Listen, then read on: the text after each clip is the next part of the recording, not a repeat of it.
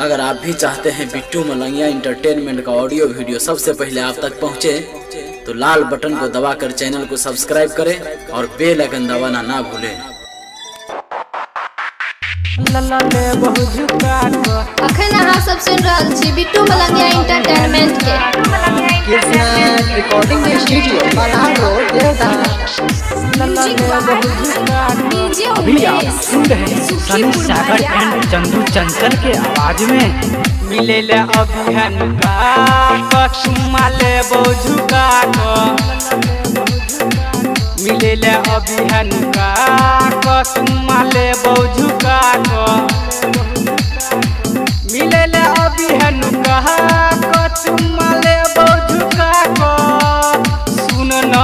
तब से अभिहन कहे गले झुका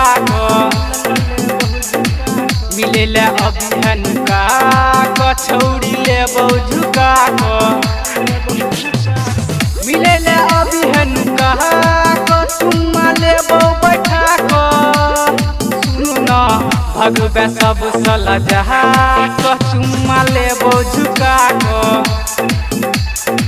भगवे तू लजहा छौड़ी ले झुका डीजे बिट्टू मलंगिया मधुबनी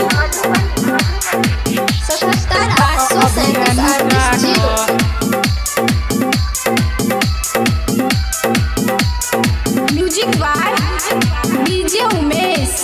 सुखीपुर बाजार। कखनो आगे घुमा कखनो पीछे घुमा प्यार करबोगे छौरी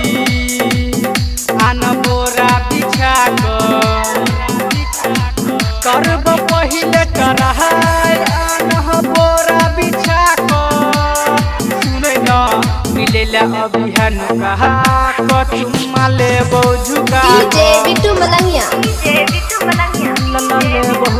Madhubani DJ Gopalganj Devdha music by DJ Umesh Sukhipur Bazar. सुन गे नमूना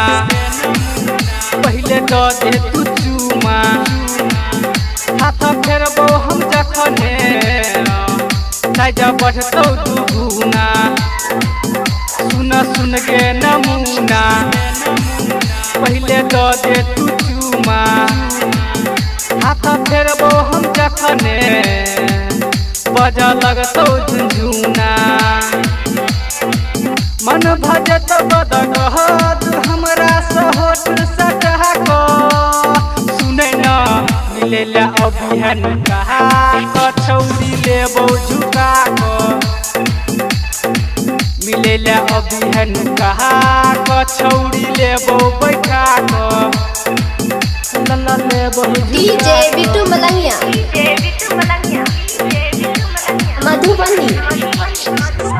अभिहन Krishna recording studio Balahar road देवता। Music by DJ Umesh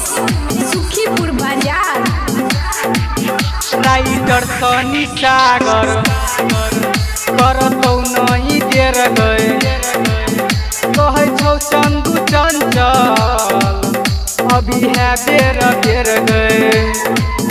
writer सनी सागर करतौ नहीं देर गए कहे छौ चंदू चंचल अभी है बेर गए छोड़ देबो जब हम रही जेबे कुमाही रे तू गए मिले ले अभिहन कहा छौड़ी ले सुता मिले ले अभिहन कहा छौड़ी ले सुता